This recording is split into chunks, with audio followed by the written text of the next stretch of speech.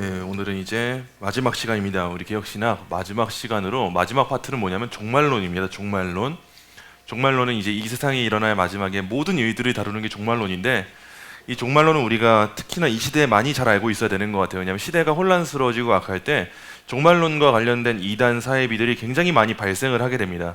근데 이 부분에 있어서 우리가 그 이단 사이비들의 그러한 가르침들을 당연히 거부하면 좋겠지만, 때로는 우리가 이게 참 좋은 것 같다 싶은 부분들도 있어요. 그래서 우리의 것을 명확하게 알고 오늘 잘 마무리를 하고 개혁신학 강의를 마쳐보려고 합니다. 우리가 오늘 살필 이 종말론은 이런 고민을 나누려고 하는 부분이에요.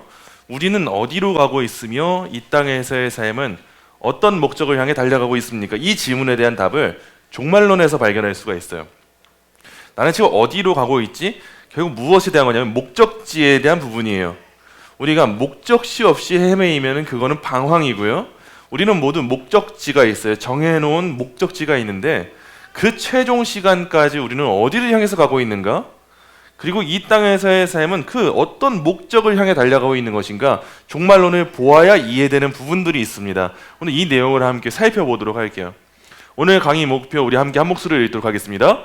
그리스도의 재림, 천국과 지옥, 종말론적 긴장을 통해 개혁주의 신앙이 어떻게 종말을 이해하고 현재를 살아가야 하는지를 배우도록 한다. 오늘 이걸 보도록 할 거예요.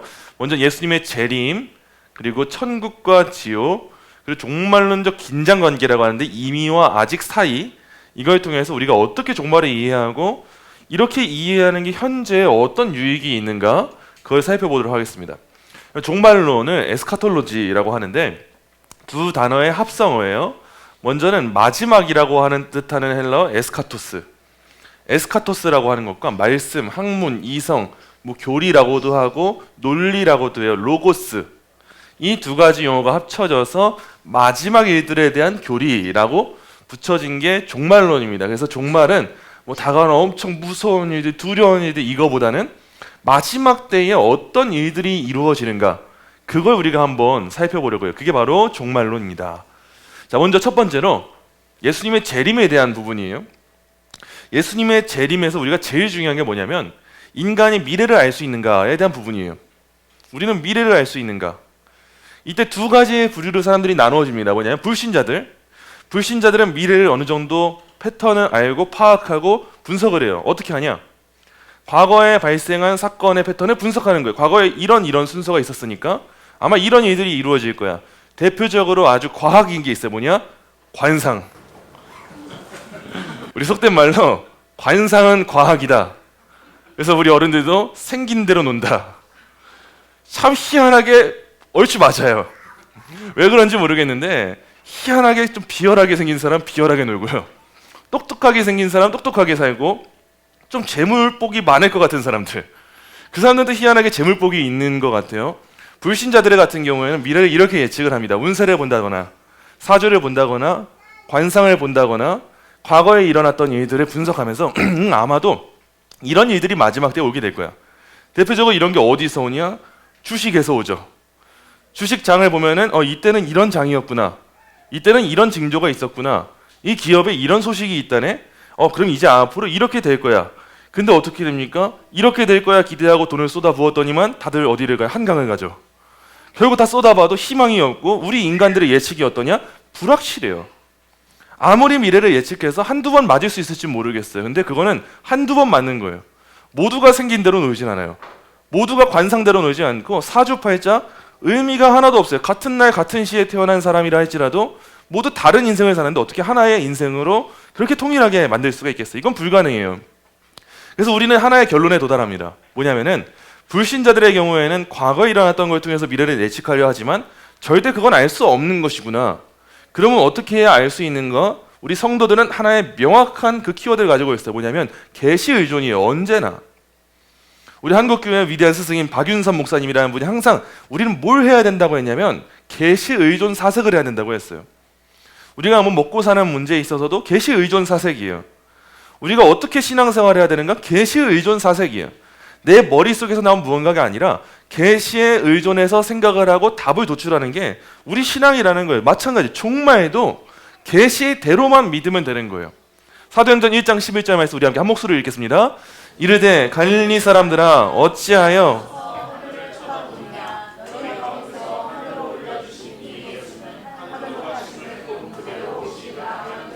아멘. 사도행전 말씀을 보니까 명확하게 기록이 돼 있어요. 어떤 내용이냐면 이제 예수님 승천하고 나니까 사람들이 왜 그렇게 하늘만 쳐다보냐 하면서 하늘로 올려주신 이 예수는 하늘로 가심을 본 그대로 오시리라 라고 말씀하고 있어요. 우리는 예수님이 어떻게 오시고 언제 오시는지 명확하게 알지는 못합니다. 몇 월 며칠 몇 분 몇 초에 오는지 우리는 알지 못해요. 하지만 명확하게 계시된 만큼은 알 수 있어요. 뭐냐면 하늘로 올라가신 그대로 오신다. 이 사실만큼은 우리가 알 수 있다는 거예요. 이걸 아무리 뭐 관상 본다고 사람들이 뭐 예수님의 관상을 어떻게 알아요? 모르죠. 사람들이 어떻게 예수님의 사주팔자를 알겠어요? 그런 거 몰라요. 그런 걸로 예측이 불가능한데 성경에서는 딱 이만큼은 알려주고 있다는 거예요. 그래서 예수님의 재림이 어떤 재림인가 잠깐 살펴보도록 할게요. 먼저 첫째, 예수님은 갑자기 가시적으로 재림하세요. 마태복음 24장 44절 말씀 우리 함께 한 목소리로 읽겠습니다. 이러므로 너희도 준비하고 있으라. 생각하지 않은 때에 인자가 오리라. 아멘. 예수님은요, 여러분 생각하지 않은 때에 오기 때문에 준비하고 있으라고 했어요. 그리고 요한복음 14장 3절에도 우리 함께 한 목소리로 읽을게요. 시작. 내가 다시 와서 너희를 내게로 영접하여 나 있는 곳에 너희도 있게 하리라. 아멘. 자, 아까 오전에 광고 시간에 잠깐 말씀드렸는데 이번 주에 제가 의정부 역 쪽에 잠깐 거닐다가 그 신천지 학생들을 만났어요. 근데 저한테 와서 저희가 사실 신학생인데 잠깐 저희 과제가 있어서 그런데 저희 이야기 좀 들어주실 수 있겠습니까? 하는 거예요. 그래서 신학생이 있어요? 그래 잘 되는. 어디 신학생이세요? 어디서 신천지? 하니까 맞대요. 혹시 신천지? 하니까 맞다는 거예요. 어떻게 아셨냐고. 그래가지고 그럼 잘 됐다. 여기 좀 와봐라. 아직도 신천지에서 그런 구닥다리 교리를 가르치고 있냐. 예수님이 언제 그런 모습으로 온다고 했고 보혜사 성령이 그렇게 나타난다고 했냐. 설마 아직도 백마탄 분이라고 가르치고 있냐. 말 같지도 않은 소리 하고 있는데 지금 나랑 얘기 좀 하고 나랑 내 과제 좀 해줘라 하니까 도망을 가더라고요. 참 별일이에요. 어떻게 전도해야 되지 않겠어요? 신천지에 있는 그 불쌍한 분들을. 이 신천지나 그렇고 대부분 이단 사이비에 있는 분들, 그런 분들의 특징이 뭐냐면은 항상 그 재림 예수가 키워드예요. 결국에는 교주가 재림한 예수이고 보혜사예요. 교주 스스로가 요한계시록에 나타난 백마탄자예요. 그래서 언제 내가 왔고 어떤 일을 하고 있고 이런 것들을 가르치는데 여러분 성경에서는 단 한 번도 언제 오신다 말씀하신 적도 없고 이렇게 연약한 인간이 어떤 교주가 되어가지고 나타난다고 하신 적도 없고요. 우리 인간이 어떤 보혜사 성령을 보낼 수 있는 능력이 없어요. 그러니까 이상하게 뭐 성령 나가라 불가능해. 성령은 오직 아버지와 아들로부터 나오시는 분이시지 제가 아무리 마이크에 갖다 대고 불 한다고 안 나가는 거예요. 이런 것처럼 예수님의 재림도 마찬가지예요. 예수님의 재림은 생각하지 않은 때에 오시는 거예요. 우리는 열심히 준비를 할 뿐이지 우리가 명확하게 알 수 있는 어느 날에 특정하게 오신다 말할 수가 없어요. 그런데 분명한 사실은 딱 하나죠. 예수님은 다시 오신다. 이 사실만 우리가 명확하게 아는 거예요. 근데 요즘에 종말론적 이단이 많이 있다고 제가 말씀드렸잖아요. 이 종말론 중에서도 다양한 종말론이 있는데 우리가 특히 조심해야 될 건 뭐냐면 세대주의 종말론이에요. 세대주의 종말론이 뭐냐면 성경의 시대를 한 7개 정도로 나누어서 파악을 해요. 그래서 모세 시대 때는 하나님이 이런 방식으로 구원하셨고 아브라함 시대 때는 이렇게, 예수님 시대 때는 이렇게 다양한 방식으로 구원하셨다라고 하면서 성경을 어떻게 보냐면 문자적으로만 해석을 해요. 우리가 생각하기에 성경을 문자적으로 해석한다라고 하면 좋아 보여요. 왜냐하면 문자적으로 해석해야 돼요. 근데 중요한 게 뭐냐면은 성경에는 문자적으로만 해석할 수 있는 내용이 나오는 건 아니에요. 상징적으로 해석해야 될 부분들이 나오고 문법적으로 해석해야 될 부분들이 나오고 역사적으로 해석해야 될 부분들이 나오고 심지어는 여전히 우리가 해석이 불가능한 아직도 계시 자체로 남아있는 책도 있어요. 근데 그 안에 있는 책의 내용을 모든 걸 다 직접 풀어 헤쳐보는 거예요. 대표적으로 요한계시록이 그런 거예요. 요한계시록은 아직 예수님 오실 그날까지 우리는 죽었다 깨어나도 다 해석할 수가 없어요. 우리는 절대 이해할 수 없어요. 그 뱀의 머리가 누구고 적그리스도가 누구로 지칭되는 것이고 이 징조가 어떻게 나타나는 거지 알 수가 없는데 세대주의 이단에서 가장 잘하는 게 뭐냐면 시대를 보는 눈으로 성경을 해석하는 거예요. 지금 보세요. 누가 대통령이 됐죠? 이제 무슨 세계 기구가 생겨지고 있죠? 이렇다면 이제 이 사람이 적그리스도가 아니겠어요? 이 사람들이 어떤 뱀들을 보내지 않겠어요? 몇 개의 머리가 있지 않겠어요? 어떤 촛대가 있지 않겠어요? 성경에서 말하는 게 바로 이거예요. 이게 바로 유엔이라고요. 이게 바로 나토라고요. 이런 식으로 성경을 문자적으로 해석을 해버리는 거예요. 그러면서 계시록을 다 해석했네? 우리 완전 성경적이죠? 이렇게 말하는 거예요. 부분적으로 보면 성경적이죠. 성경을 사용했으니까요. 성경만 사용했으니까요. 근데 성경은 그렇게 해석할 수가 없다는 걸 알아야 돼요. 그렇기 때문에 우리는 성경의 전체 구조를 보면서 어떤 종말론을 가져야 되는가? 먼저 그리스도의 재림에선 이걸 명확하게 하는 거예요. 예수님은 갑자기 가시적으로 재림하신다. 우리 그 세대주의자들이 제일 많이 하는 게 뭐냐면 7년 대환란 이후에 예수님 오신다 라고 해서 언제가 그 환란의 시작인가를 맨날 찾아요. 아, 이번에 대통령이 바뀌었으니까 이제부터일 거야. 미국의 대통령이 바뀌었으니까 이제부터일 거야. 거봐, 경제 불황이 찾아오고 있어. 지금은 앞에 3년 반이야. 지금 이제 남은 3년 반, 이제 천년왕국 임할 거야. 이것만 보고 있다 보니까 어떤 문제가 생기냐? 현실을 못 살아요. 지금 나한테 주어진 일반 은총을 알지 못해요. 그래서 이런 종말론에 빠지면 어떻게 되냐? 주부가 집안을 안 돌봐요. 남편이 나가서 일해야 될 때 일을 하지 않고 기도만 하고 있어요. 학생들이 공부를 안 해요. 나라님들이 나란 일을 안 해요. 왜냐하면 예수님 곧 오신다는 생각만 있으니까요.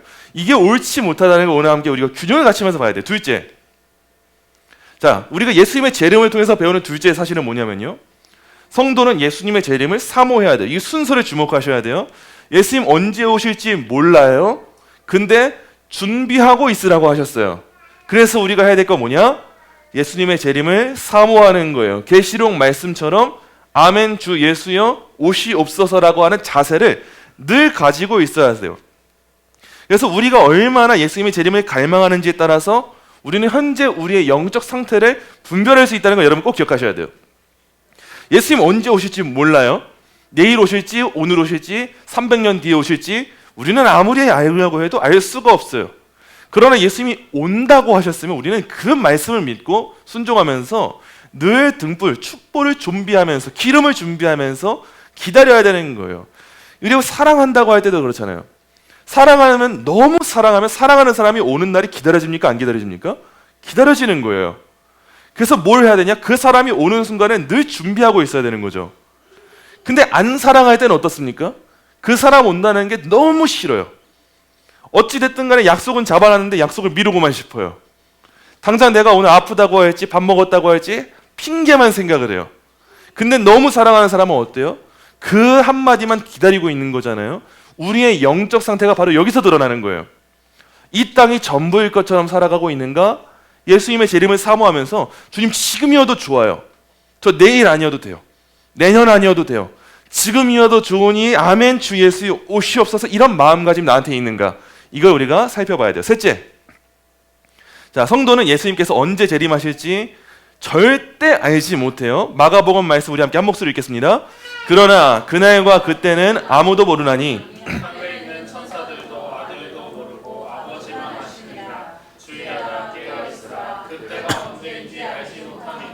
아멘. 흥미로운 건데 삼위일체 하나님은 진짜 구별되어서 사역을 하세요. 그 날과 그때는 아버지만 아시고요, 아들도 알지 못하세요. 그러나 중요한 게 뭐냐? 우리한테 유일하게 주어진 사명은 깨어 있으라는 것 뿐이에요. 그때가 언제인지 알지 못해요. 그러면 우리한테 중요한 건 뭐냐? 성경이 이만큼만 계시했다면 그때는 이때일 거야 예측하는 일을 하면 안 돼요. 이거는 계시의 선을 넘으면 안 된다는 말이에요. 우리는 알지 못하는 거 알려고 하지 않고 하나님이 주신 선에서 만족하고 감사하면서 아 그래, 나한테 지금 주어진 일은 그때를 아는 게 아니구나. 지금 주어진 일은 깨어있어서 준비하면서 나아가는구나. 이걸 우리가 건강하게 알고 있어야 돼. 그러지 못하면 우리가 이런 이단에 빠져요. 너무 유명했던 사건이에요. 1992년 10월 28일에 다미 선교회라고 하는 선교회 사건이 너무 유명한 사건입니다. 우리나라에서는. 다미 선교회는 이름이 이미 모든 뜻을 내포하고 있어요. 다가올 미래를 준비하라 해서 다미 선교회예요. 1992년 10월 28일에 다미 선교회가 뭘 했냐면 전 세계가 종말할 것이다. 믿는 자들의 휴거가 일어날 것이다. 라고 하는 시한부 종말론을 퍼뜨렸어요. 이때 예수님 오십니다. 그래서 믿는 사람만 그 산채로 그대로 휴거됩니다. 가르친 거예요. 그래서 이거에 빠진 사람들이 어떤 일을 했냐? 한 철도 공무원은 설교 테이프를 열차 안에서 틀다가 해직이 됐어요. 자기만 들으면 되는데 이게 잘하는 일이 아니에요, 여러분. 종교의 자유가 보장된다는 것은 이렇게 사적 영역에서도 공적인 이런 일을 해야 되는 곳에서도 막 신앙을 강요하고 이런 일을 하라고 우리가 부름받은 게 아닌데, 설교 공무원 지하철에서 이거 설교 테이프 틀다가 해직되고 30대 주부가 중1 아들을 데리고 선교를 가겠다고 가출을 해요. 그리고 당시 어떤 사람 부동산을 매각해서 당시 돈 92년에 1억 원을 헌금을 했대요. 그리고 어떤 부모는 담임 선교에 가지 못하게 한다는, 부모가 가지 못하게 해가지고 여고생이 자살을 했어요, 여러분. 우리가 종말론에 대한 바른 관계, 바른 입장을 가지고 있어야 되는 이유가 뭐냐면 이 균형이 무너지잖아요. 우리는 그러면 특별 은총과 일반 은총의 균형을 이루지 못하고 살아가게 돼요. 로마 카톨릭이 왜 수도원 운동을 하고 성속 이원론을 퍼뜨렸겠어요? 우리가 이런 극단적인 종말론, 특히 세대주의적인 종말론에 빠지게 되면 신앙생활만 중요하고 일반 생활의 영역은 하나도 중요하지 않게 돼요. 예컨대 이런 거예요. 이미 지금 타임워치, 스탑워치가 딱 시작이 됐고 10분 뒤에 예수님 오신다 생각해 보세요. 그럼 제가 지금 여러분들에게 종말론 강의하는 게 지금 귀에 들어오겠어요? 안 들어와요. 왜냐하면 오늘 아침부터 내가 지었던 죄들이 얼마나 기억이 나겠어요? 얼마나 무섭겠어요? 그러면서 지금 여기 앉아있을 사람 어디 있겠어요? 다 그냥 각자 기도하러 떠나버리죠. 이렇게 세대주의와 그릇된 종말론에 빠진 사람들의 신앙이 그래요. 일상이 없어요. 그저 하나님 앞에 늘 긴장으로만 살아가요. 그러니까 감사가 없어요. 감격이 없어요. 그러니까 기쁨이 없어요. 그러다 보니까 신앙생활이 어떻게 되냐면 율법주의가 돼요. 메말라 있어요. 그래서 교회에서 기쁘게 웃고 마시면서 교제하는 성도들 봐도 아유 저 신앙 없는 사람들 봐, 지금이 어느 때인데 카페를 가고 앉아있어. 카페를 가면 안 되는 거예요. 그러면 왜냐하면 지금은 회개해야 될 때거든요. 예수님 오실 때거든요. 그런 마음가짐으로 살아가다 보니까 철도 공무원이 설교 테이프를 전철에서 틀어버리고 중1 아들을 데리고 주부가 가출을 해버리고 부동산 매각해서 당시에 억대 소리가 나는 헌금을 하고 부모가 교회 가지 못하게 한다는 이유로 여고생이 자살하는 일이 펼쳐지는 거예요. 모든 일상이 다 마비가 된 거예요. 물론 오늘날에는 너무 일상만 잘 살고 있으니까 문제될 것도 있겠죠. 너무 종말론적인 긴장이 없어서 문제인 것 같아요. 요즘엔 오히려 마지막 때라는 긴장감이 없어서 더 큰 문제인 것 같은데, 중요한 건 뭐냐? 건강한 균형을 갖추는 거예요. 예수님 다시 오신다는 걸 알아야 돼요. 다만 예수님 다시 오신다는 걸 준비하면서 예수님은 현실을 살라고 하셨다는 것도 알아야 돼요. 그래서 이 모든 시간이 분리된 게 아니라 하나의 시간 가운데 움직이고 있다는 걸 아는 거, 여러분 그게 종말론을 건강하게 아는 거예요. 자, 마지막 넷째입니다. 그럼 이렇게 예수님 다시 오신다. 그럼 어떻게 되는가? 명확한 결과입니다. 불신자들에게는요, 여러분 최종적인 심판이 임합니다. 이거는 뭐 어떻게 반박할 수가 없는 영역이에요. 예수님 똑바로 안 믿는 사람들 영원히 타들어가는 지옥불에 고생하게 될 거예요. 뭐 고생이라는 말로 어떻게 표현하겠어요? 지옥은 실제하기 때문에 예수님 똑바로 안 믿고 살아가다가 결국에는 영원한 지옥불에 타들어가는 그 고난에 처하게 될 거예요. 물 한 방울이라도 찍어줬으면 좋겠는데 그러한 기미도 없고요. 다시 건진받을 수 있는 의미도 없어요. 어떻게 다시 될 날이 없어요. 희망이 없는 상태가 분명히 임하게 돼요. 반면에 온전한 믿음을 가지고 있던 사람들, 그 사람들에게는 상급이 주어져요. 새하늘과 새 땅에서 예수님과 함께 영원히 살게 되는 거, 이게 최후의 상태로 딱 나눠지는 두 가지 뿐이에요. 자, 그럼 이런 천국과 지옥이 어떤 곳인가 볼 때 먼저는 중간 상태라는 걸 볼게요. 소율이 문답 37문 제가 묻고 여러분 답하실게요. 신자가 죽을 때 그리스도에게서 무슨 유익을 받습니까?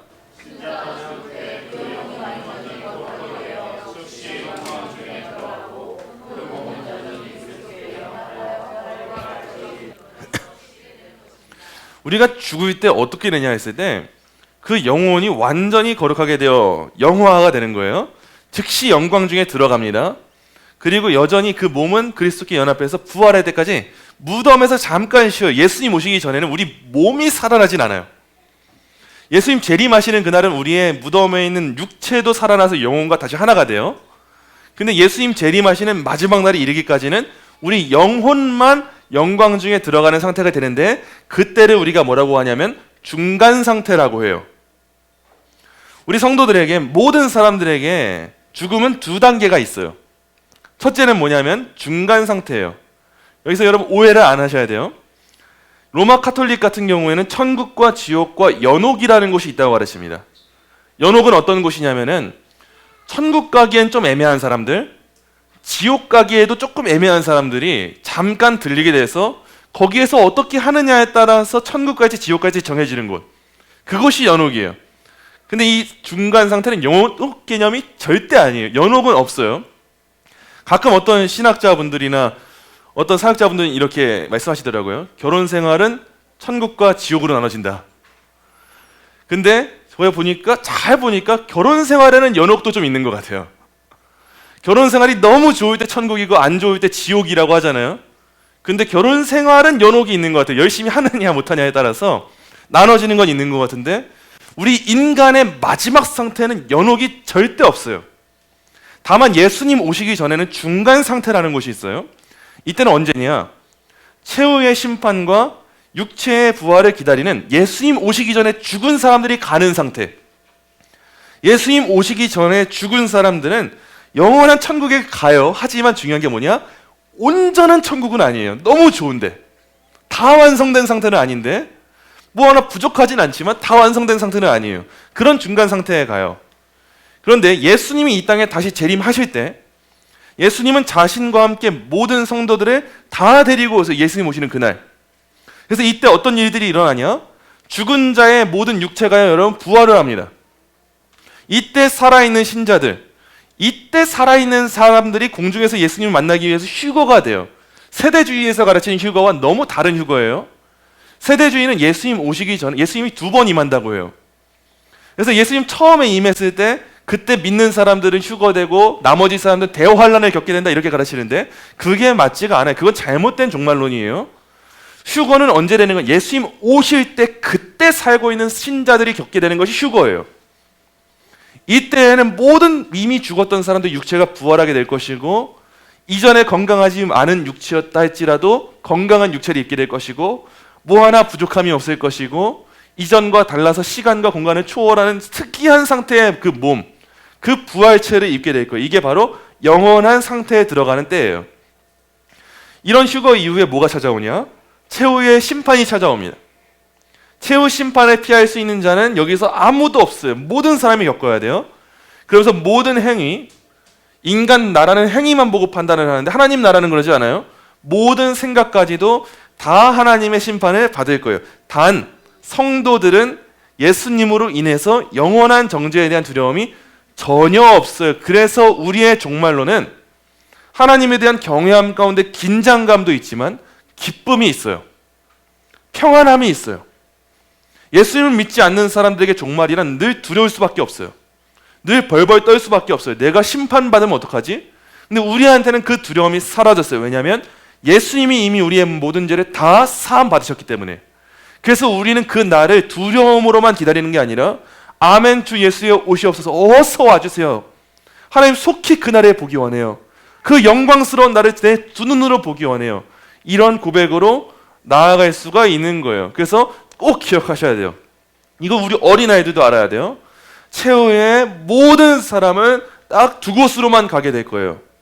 믿음을 가진 사람들은 천국을 가게 될 것이고, 믿음이 없는 사람들은 지옥을 가게 돼요. 천국에서는 하나님과 영원한 교제를 하는 것이고 참된 안식과 기쁨이 있을 거예요. 반면에 지옥은 아무리 그렇게 목이 타도 그렇게 애쳐도 영원한 진노만 당할 거예요. 그리고 의로우신 하나님의 심판의 결과를 마주하게 될 거예요. 하나님이 공의로우시잖아요. 그분이 우리를 지옥으로 보냈다면은 우리를 가만 놔두시겠어요? 그러지 못한다는 거예요. 그래서 우리 신앙생활 똑바로 해야 되는 거예요. 정말 예수님 잘 믿어야 되는 거예요. 천국과 지옥이 있는데 우리가 어떻게 신앙생활 똑바로 못할 수가 있겠어요?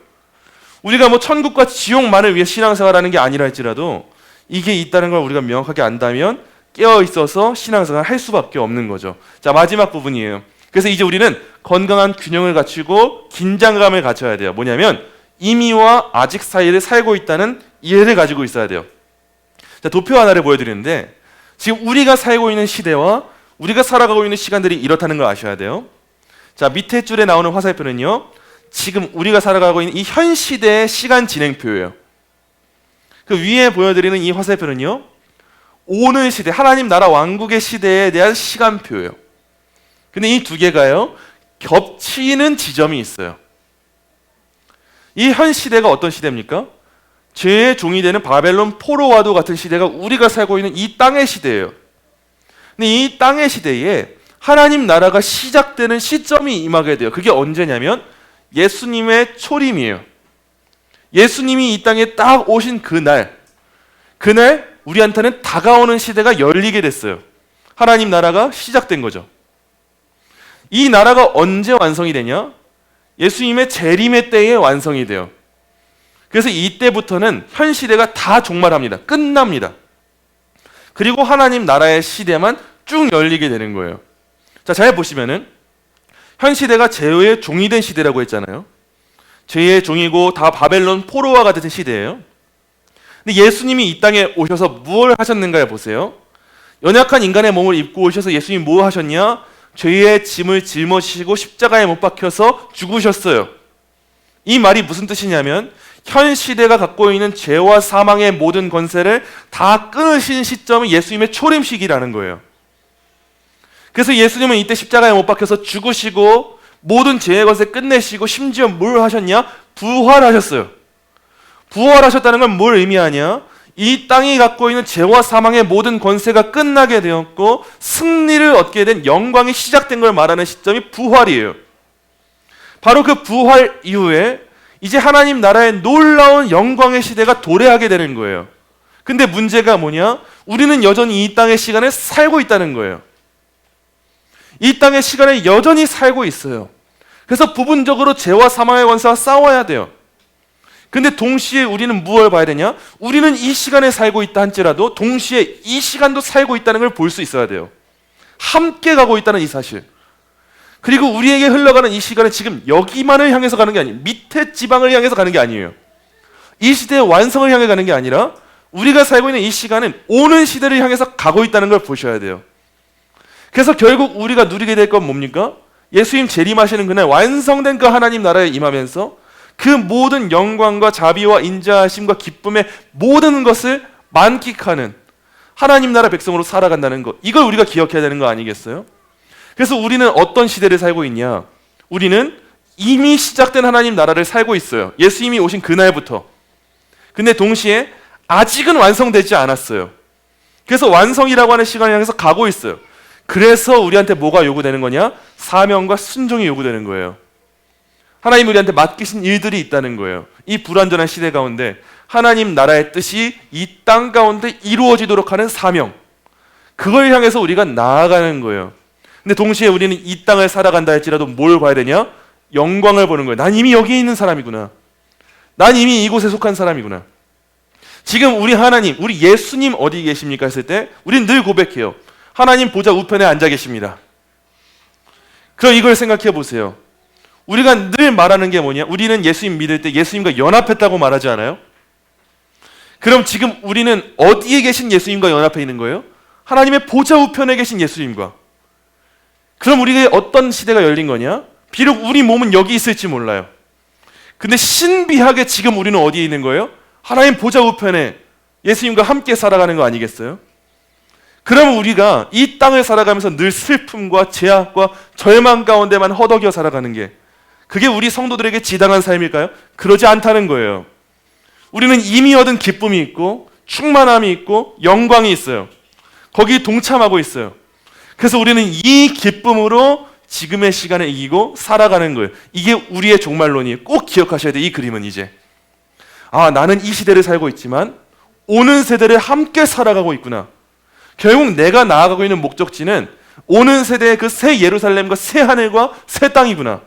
이 관점을 가지고 살아가야 우리가 이 세상 가운데 지치지 않고 넉넉하게 이기면서 살아갈 수가 있는 거예요. 자, 그래서 우리는 예수 그리스도의 완성된 사역과 결정적 승리를 감사함으로 되돌아볼 수 있어요. 또한 우리는 앞으로 그리스도의 영광스러운 나라의 마지막 국면을 시작하시고 우리 안에서 시작하신 선한 일을 완성하실 예수님의 재림을 간절히 고대하며 바라봐야 돼요. 이제 이 도표를 가지고 보면 이해가 되는 거예요. 이전에 우리가 현 시대만을 살아갈 때는 예수님의 재림이 기대되지 않았어요.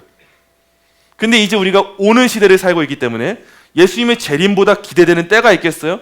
이때보다 기대되는 때는 없는 거예요. 지금 이 현 시대에서 누가 나한테 뭐 돈을 줄 거래, 집을 사줄 거래, 뭐 할 거래, 이 기대는 크지 않아요. 근데 우리한테 궁극적인 기대는 뭐냐? 이 시대가 온대. 하나님 나라가 온대. 이거면 된 거 아니겠어요? 그래서 우리는 순서가 중요해요. 이 땅을 열심히 살고 보니까 기쁨이 오겠구나. 이것도 열심히 맞지만 더 우리한테 맞는 건 뭐냐? 기쁨이 왔으니까 열심히 사는 거예요. 이미 가졌으니까 승리함을 가지고 나아가는 거예요. 우리가 지난주에 교회론을 배우면서 전투하는 교회, 승리의 교회를 배웠잖아요. 우리는 이미 승리의 교회이기 때문에 전투하는 삶을 살 수 있다는 거. 바로 이걸 꼭 기억하시기 바랍니다.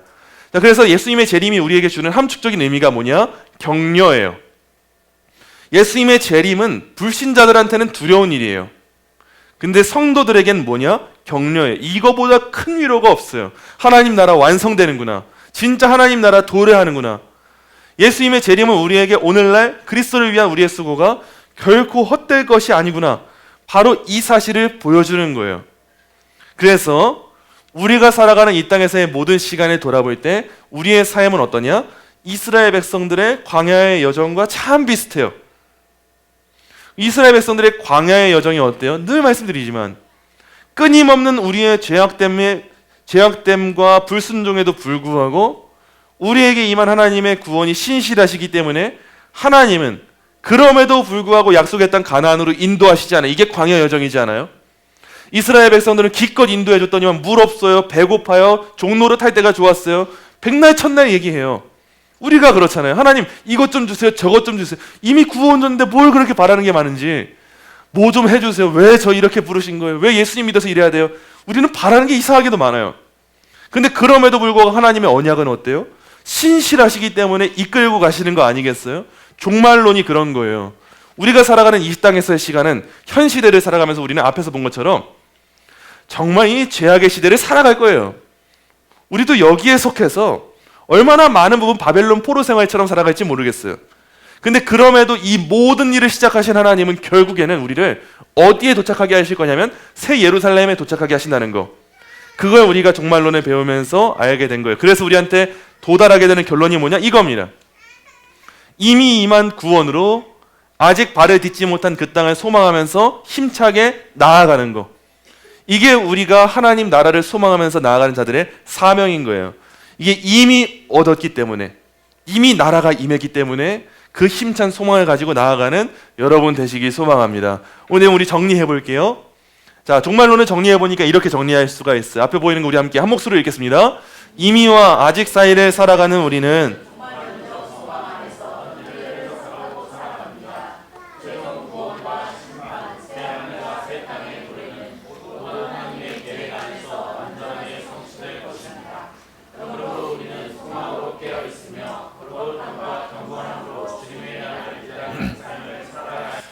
결국 우리가 이걸 기억해야 돼요.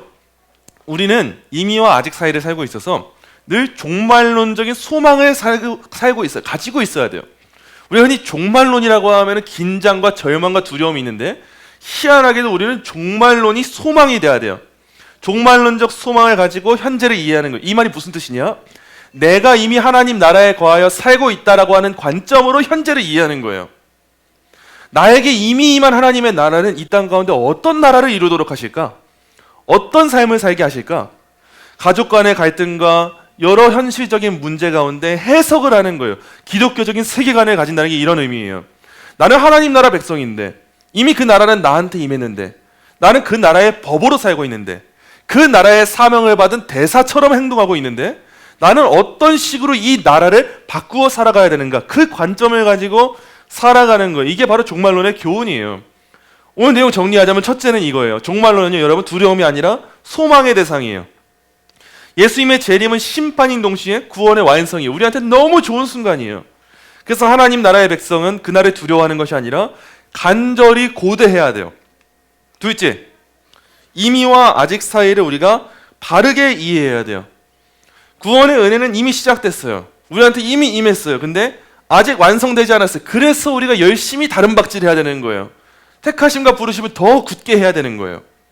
이 간극의 시기를 우리가 깨어있음과 기다림으로 살아가는 것, 이게 바로 종말론적인 삶인 거예요. 셋째, 그래서 우리는 삶의 모든 영역에서 종말론적인 책임을 감당해야 돼요.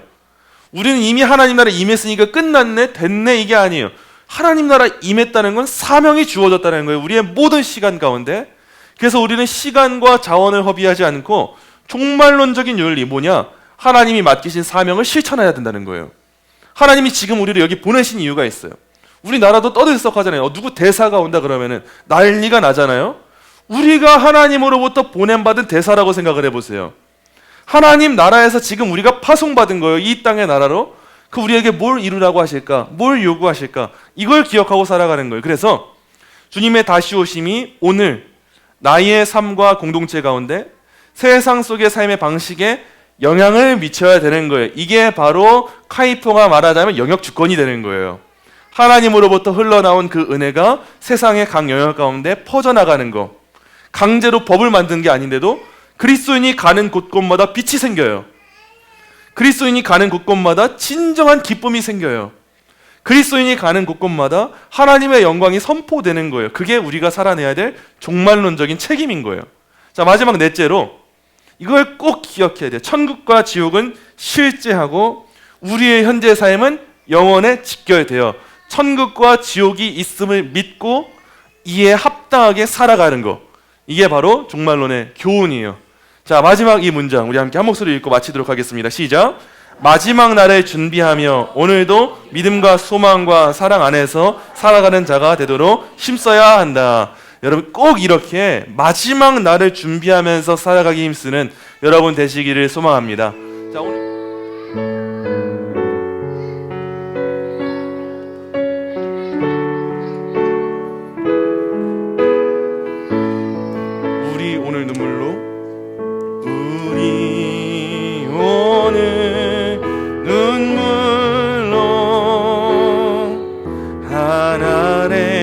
씨앗을 심는다. 꿈꿀 수 없어 무너진 가슴에 저들의 푸른 꿈 다시 돋아나도록 우리 함께 땀 흘려 소망의 길을 만든다. 내일로 가는 길을 찾지 못했던 저들 노래하며 달려갈 그 길, 그날에 우리 보리라. 새벽 이슬 같은 저들 일어나 뜨거운 가슴 사랑의 손으로 이 땅 치유하며 행진할 때 오래 황폐하였던 이 땅 어디서나 순결한 꽃들 피어나고 푸른 의의 나무가 가득한 세상 우리 함께 보리라. 우리 처음부터 다시 한 번 더 고백합니다. 우리 오늘은 물로 하나의 씨앗을 심는다. 꿈꿀 수 없어 무너진 가슴에 저들의 푸른 꿈 다시 돋아나도록 우리 함께 땀 흘려 소망의 길을 만든다. 내일로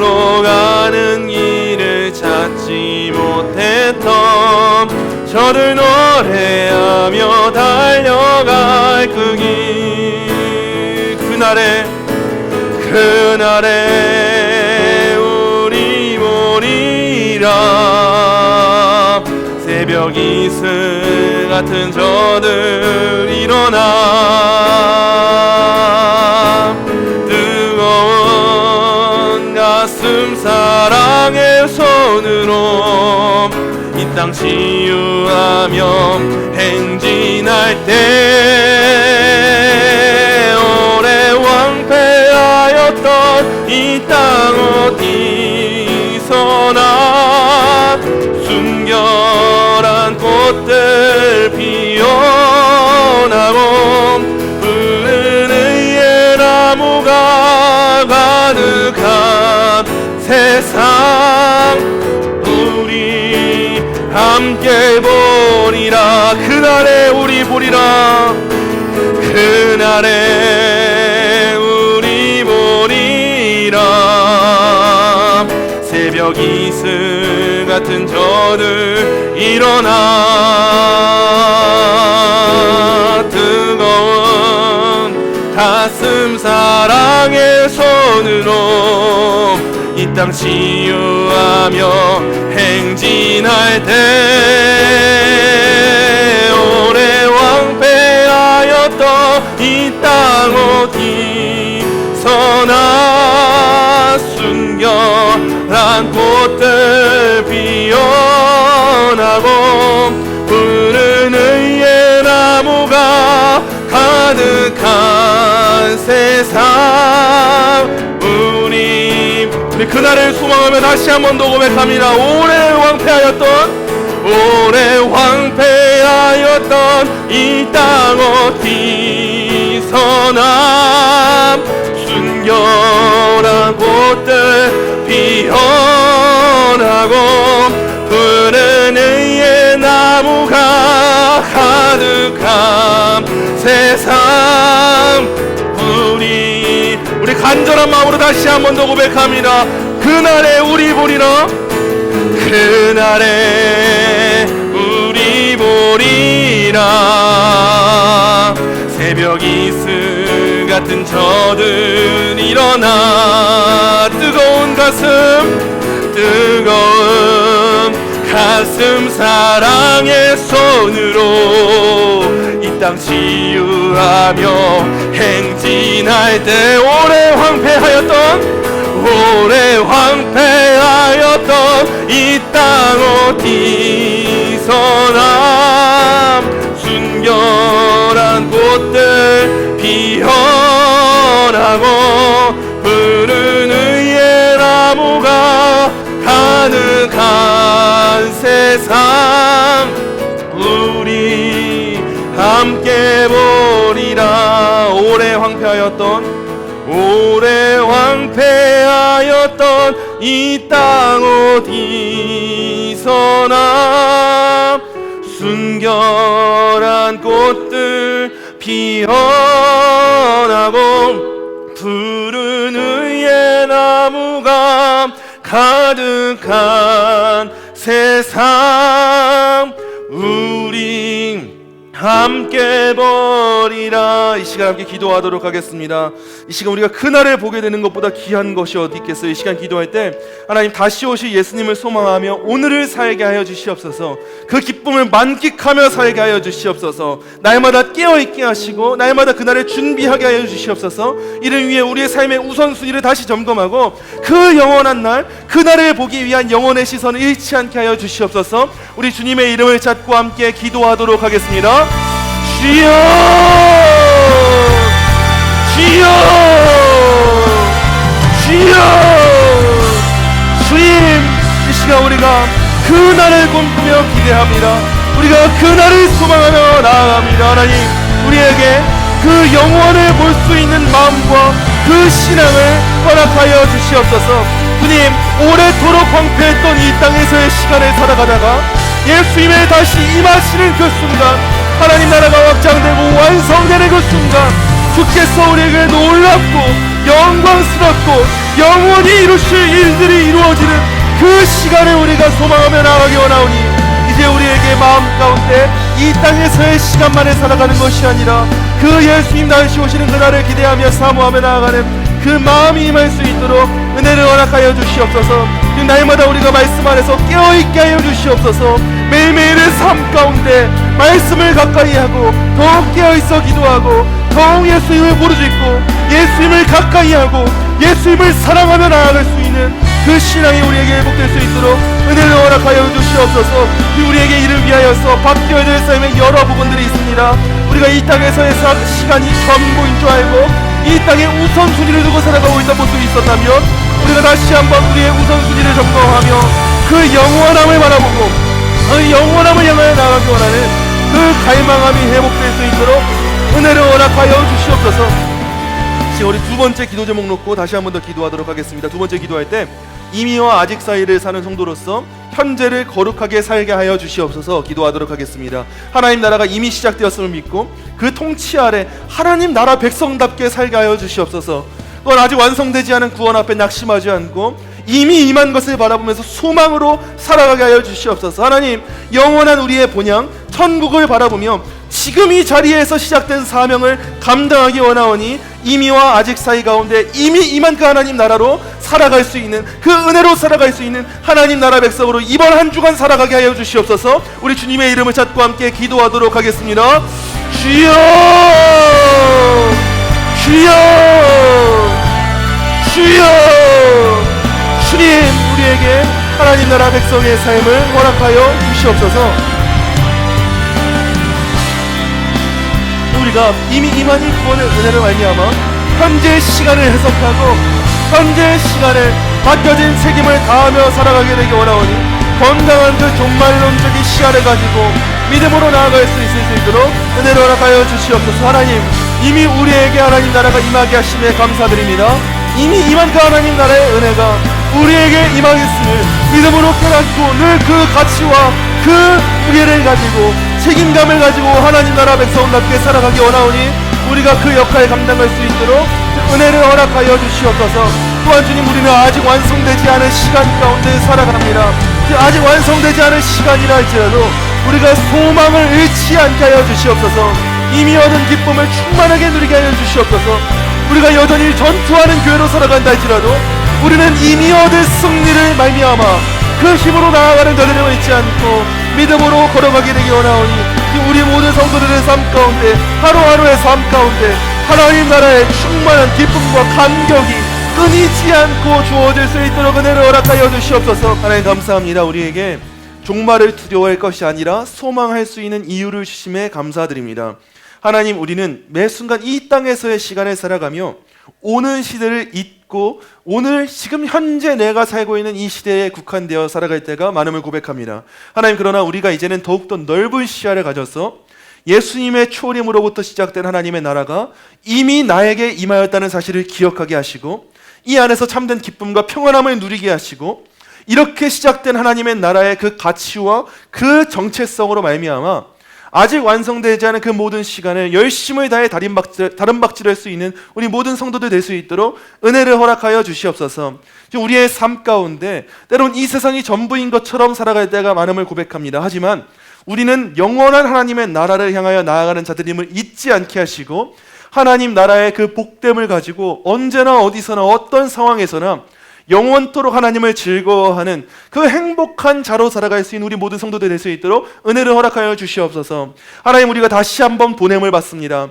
다시 한번 우리가 세상으로 나아갑니다. 우리가 나아가는 곳곳마다 우리가 하나님 나라 백성의 하나님 나라의 대사가 되어서 이 땅 가운데 하늘의 뜻이 이 땅 가운데 이루어지도록 하는 복된 도구가 되기 원하오니 우리 모든 성도들 발걸음 닿는 곳곳마다 하나님을 예배하는 일이 터져나오게 하시고 하나님을 찬양하는 일이 생겨나게 하시고 하나님을 부르짖는 일이 생겨나게 하셔서 우리가 하는 곳곳마다 하나님 나라가 확장되는 기쁨을 누릴 수 있도록 은혜를 허락하여 주시옵소서. 감사함이 예수님의 이름으로 기도합니다. 아멘.